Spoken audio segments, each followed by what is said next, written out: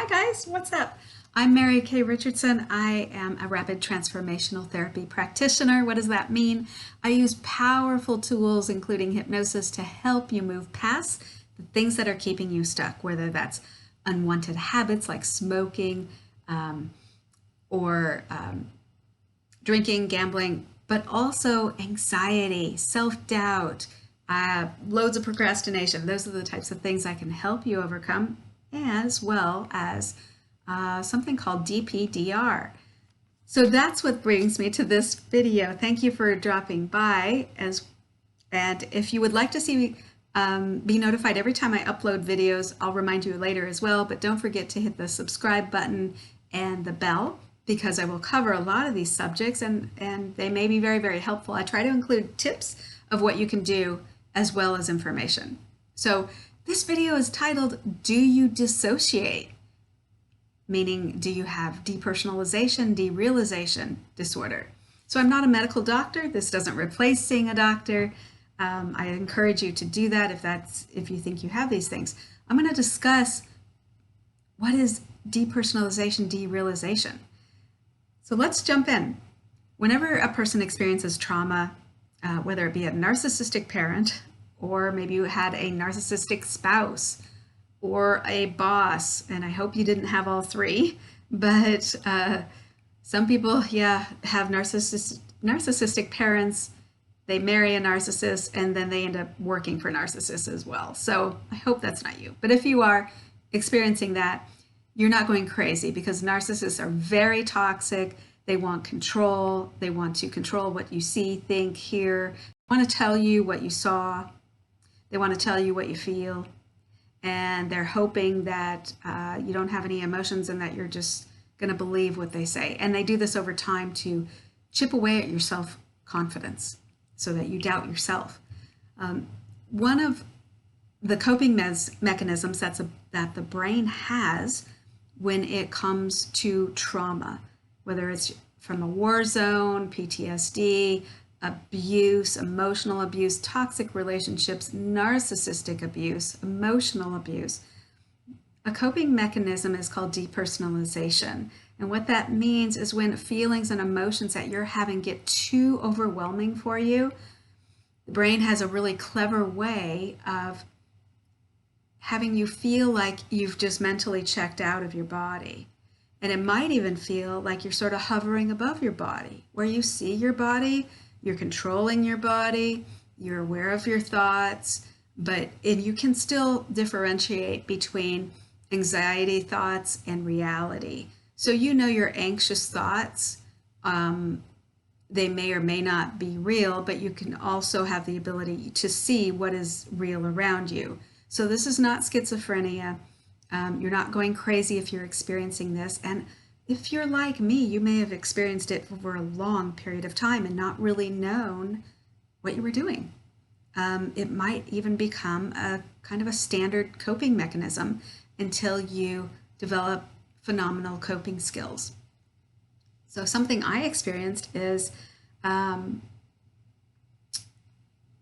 had someone around me who was a narcissist, and every time I was around this person, I would just sort of check out mentally, because their games are, honestly, narcissists are so boring because they think they're clever, that this is like a new tactic, but it's really all about them gaining control over you, over what you do, where you go, your thoughts, your emotions, as I mentioned earlier, and manipulating you into doing what they want you to do.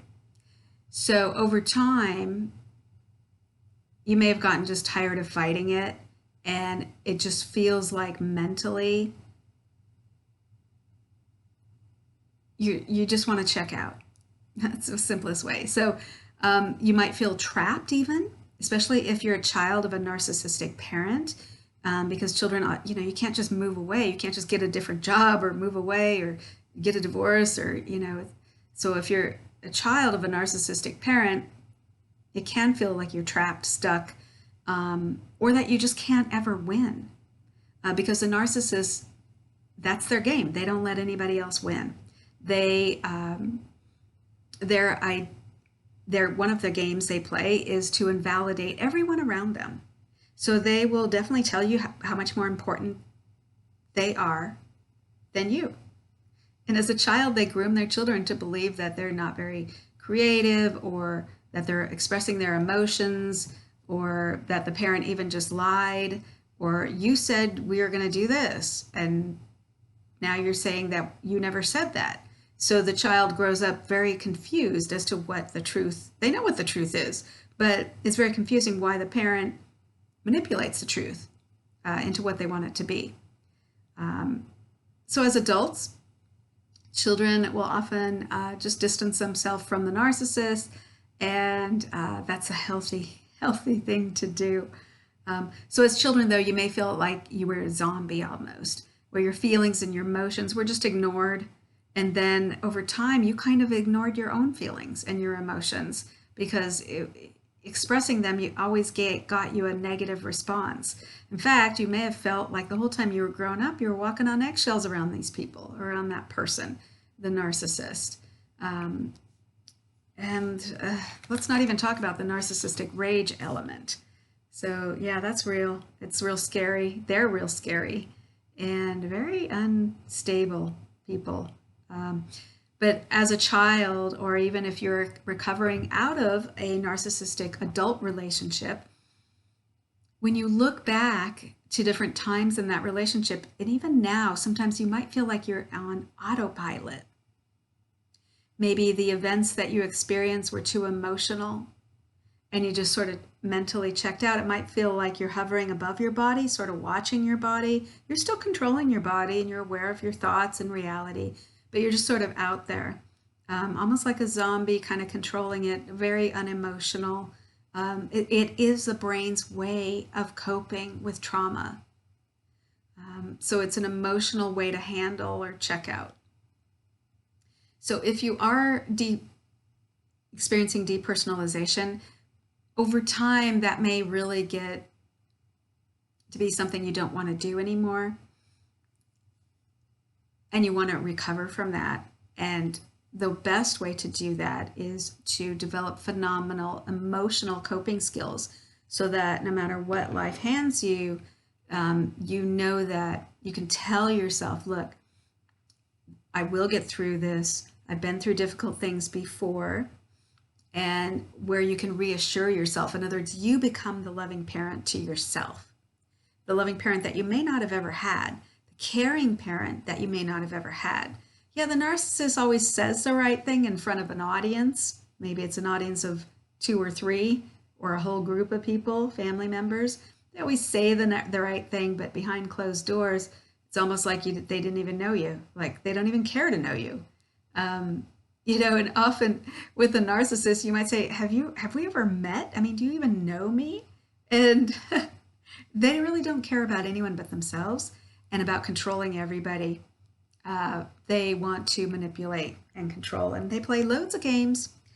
So know this, you can recover from depersonalization. It's a coping mechanism, but if you don't want to experience that anymore, if it's getting to be too much, where you're doing it all the time, even though it's not a traumatic experience, that is a sign that you're ready to heal. Just being aware that you're doing it is a sign that you're ready to heal.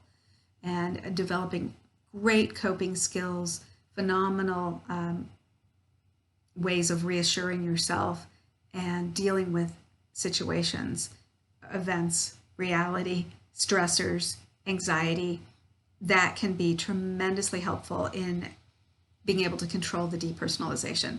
Let's get into derealization.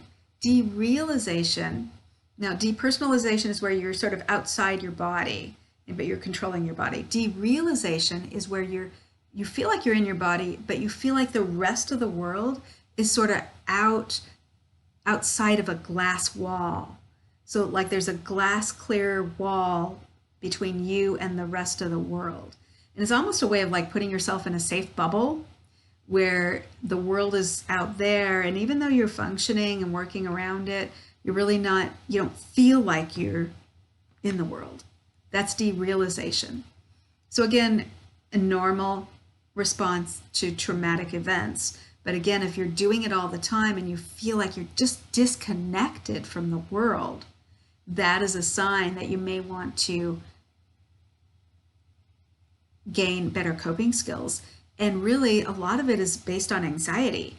So developing coping skills when you feel anxiety, so you don't constantly do this where you feel that wall, or you feel like you're depersonalizing yourself, depersonalization from the rest of the world. You can heal this by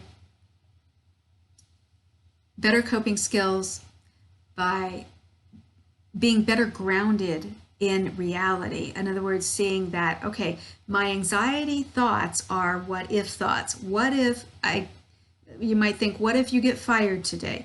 What if your spouse breaks up with you? What if someone passes away? All these negative, anxiety is always based in the negative. And it's based in the past or in the future. Anxiety is not really based in the now. And you tell yourself things that you know you can differentiate and say, well, that hasn't happened. It's like future worry. So getting a hold of your anxiety and being able to say, look, this is not what's happening right now. It hasn't happened right now. I'm going to throw that thought away. I'm going to, like you're just discarding that picture, that image, that video that wants to play out in your mind over and over. So it doesn't become a recurring pattern, because that's something that anxiety does to us, is makes us relive things that haven't even happened and may never happen. And it's almost like the brain is trying to condition us how to react if something happens, if this very specific event happens, trying to teach us how to cope. But the idea is the anxiety just runs away with itself, but you have the power to control it and to stop those thoughts. So the first thing is awareness that you're doing this, so that you don't depersonalize and jump out of your body. You can grasp those what if thoughts and say, look, this hasn't happened. I'm going to throw that away. This may never happen. I'm going to throw this away. Or if you're worrying about something in the past, that didn't happen, or that could have gone that way, but it didn't. In other words, if you think maybe you were in a dangerous relationship and you think about all the things that could have happened to you and that's causing you anxiety right now, you feel like, you're going to sort of mentally check out. You can grasp those anxious thoughts and realize, although those things could have happened, they didn't. And I'm not going down that rabbit hole, because it's unending and it will lead to more negative thoughts. So anxiety unchecked can definitely lead to panic attacks. And if you've ever been there, you don't want to establish that. So dealing with your anxiety is really, really important. If you don't already know that, if you don't know what to do about your anxiety, it's most of what people talk about, the beating heart, the heart beating really fast, the sweating. Of course, those can mean other things as well, but they can also be a sign of anxiety. The rapid anxious thoughts, several trips to the ER, even though everything comes back normal and it just repeats and repeats. Something you can see is that the pattern is your anxiety is unchecked, and gaining control over it, which you can do, is very important. Most of what everyone talks about are just the symptoms of anxiety. They don't ever talk about getting to the root cause, fixing it, untangling it, and moving forward. And that's something I can help you with. So untangling your anxiety is getting to the root cause. It often goes back to childhood, but it can also be from something you experienced as an adult, where every time you're in a similar situation, it triggers it, much like PTSD.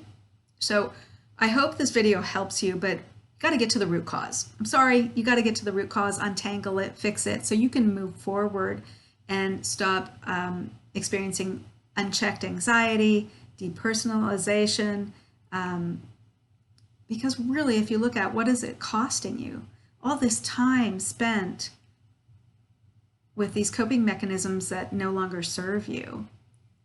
How much money are you losing by not getting that great job, by not going after that great career, by not starting that business, or by not expanding your existing business into what it could be because you're afraid, you're procrastinating, you have, loads of self-doubt or again, the anxiety. So look at what it's costing you and what you could have instead. And I know your anxious mind is going to go to the negative, but it not only could be negative, but it could also be positive. So if you are looking at only the negative about the future, you have to stop yourself and tell yourself, look, it could also be very, very positive. Things could turn out great. I could be happier than I've ever been. I could feel amazing. I could be like one of these people I see around me who is just going after one goal after another and just achieving and achieving and achieving. You can have that. You can be that person for you. And you can not get stuck on all these emotional roadblocks. So if you're tired of getting stuck, I encourage you to seek help. Drop me a comment in the comments below. Even check the subscribe button, the bell button, because you are amazing and you can achieve your dreams. I encourage you to not give up on your dreams and to see all of these things that you're experiencing: depersonalization, derealization, anxiety, panic attacks, self-doubt. See those as emotional roadblocks that they are, and you can just whack those out of the way. And I can help you. You can help yourself too. There's lots of methods to go about this. It's whatever resonates with you, obviously.